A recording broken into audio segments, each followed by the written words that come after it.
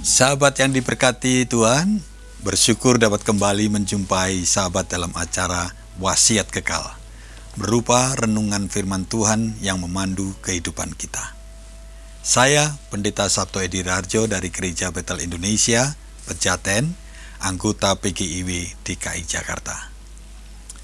Renungan kita hari ini, Kamis 23 Oktober 2025, ditulis oleh Pendeta Emeritus Dianawati Sarah Yuanda dari GKI Nurdin dengan judul Senang Berada di Kediaman Tuhan, yang dilandaskan pada kitab Mazmur 84 ayat yang ke-1 sampai yang ke-7, dan yang akan menjadi pusat perenungan kita adalah Mazmur 84 ayat yang kedua.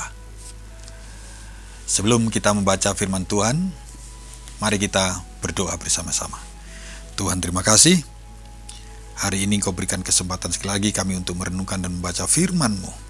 Terima kasih jika firman-Mu itu Kau bukakan bagi kami semua, bagi perenungan bagi kami semua, supaya hidup kami setiap hari terus menyelidiki perbuatan-perbuatan tangan-Mu, dan kami memiliki hidup yang senantiasa bersyukur kepada Tuhan. Dan hidup kami bukan hanya diberkati, tapi hidup kami mampu menjadi berkat bagi semakin banyak orang di sekitar kami. Terima kasih Tuhan. Di dalam nama Yesus kami berdoa. Haleluya. Amin. Sahabat, saya akan bacakan untuk kita Mazmur 84 ayat kedua. Dengarkanlah firman Tuhan. Betapa menyenangkan tempat kediaman-Mu, ya Tuhan semesta alam.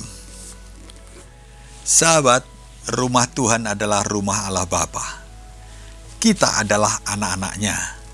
Jadi pantaslah jika kita tidak sungkan atau enggan untuk berdiam dan beraktivitas di rumah Bapa kita. Bahkan, kita seharusnya senang berada di rumah Bapa kita. Pemazmur menggambarkan bahwa rumah Tuhan adalah tempat kediaman yang menyenangkan, bahkan sangat menyenangkan. Rumah Tuhan adalah tempat di mana burung pipit dan burung layang-layang yang tak seberapa harganya mempunyai tempat dan sarang di sana. Hal ini menggambarkan bahwa orang yang tak berdaya dan kurang dianggap oleh masyarakat diterima dengan baik di rumah Tuhan.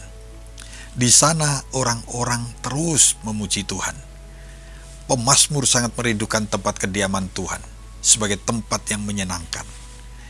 Sahabat, bila tempat kediaman Tuhan itu menyenangkan, tentu kita dengan sukacita akan datang. Datang dengan segera, tanpa berlambat-lambat atau terlambat. Kita pun merasa betah di rumah Tuhan. Tidak ingin cepat-cepat pulang. Kita ingin bercengkrama dengan saudara-saudara seiman. Kita tidak hanya duduk dilayani, tetapi juga mau ikut melayani.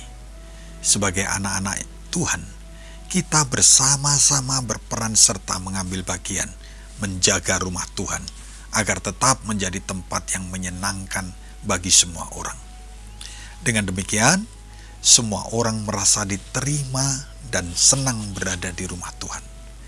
Nama Tuhan pun terus dimuliakan dengan puji-pujian. Mari kita berdoa. Tuhan, terima kasih Engkau ingatkan kembali hari ini bahwa rumah Tuhan kediaman yang menyenangkan bagi kami semua. Dan biarlah kami senantiasa merindukan hadirat Tuhan di dalam rumahnya, supaya kami semua menjadi menyenangi rumah Tuhan. Dan kami tidak berlambat-lambat, dan kami tidak menunda-nunda untuk datang ke rumah Tuhan. Biarlah kami senantiasa bertemu dengan saudara-saudara yang menyenangkan di rumah Tuhan.